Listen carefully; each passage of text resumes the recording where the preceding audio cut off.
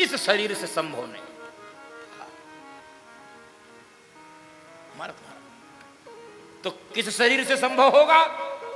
जब यह शरीर नष्ट होगा और जब पुनः प्रकट होंगी आप, तब मिलन होगा।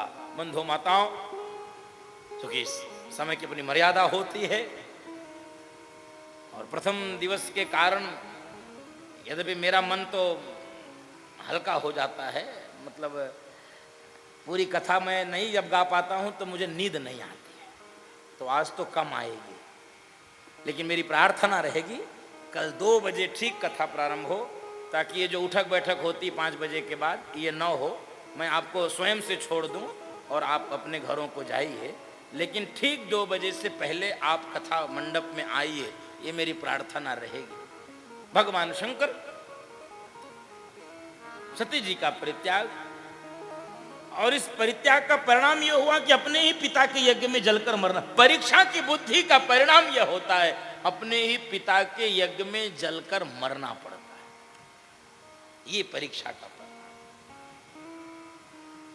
और अगले जन्म में प्रार्थना करके पार्वती बनकर आए हैं, भगवान शंकर को प्राप्त की हैं पति के रूप में, और फिर राम कथा को सुनने का गाने का अवसर मिला है। आइए आज की कथा को यहीं विश्राम करते हैं, आगे की कथा कल ठीक 2 बजे से। एक बार बैठे बैठे कमर की हड्डी सभी सीधी कीजिए।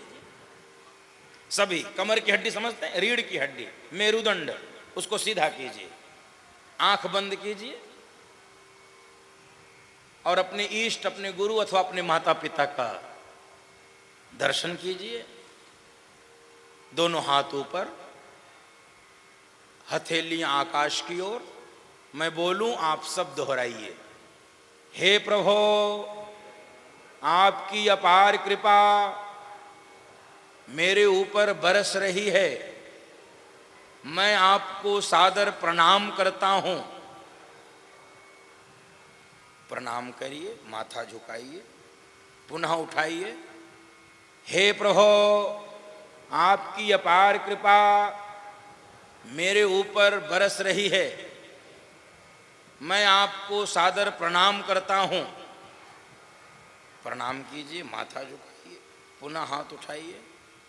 हे प्रभो, आपकी अपार कृपा मेरे ऊपर बरस रही है, मैं आपको सादर प्रणाम करता हूं। प्रणाम करिए, माथा झुकाइए, दोनों हथेलियों को रगड़िए और घर्षण कीजिए, और इस घर्षण से जो दैवीय सात्विक ऊर्जा उष्मा प्रकट हुई है उसको चेहरे पर लगाइए, नेत्रों पर लगाइए, धीरे से नेत्र खोलिए।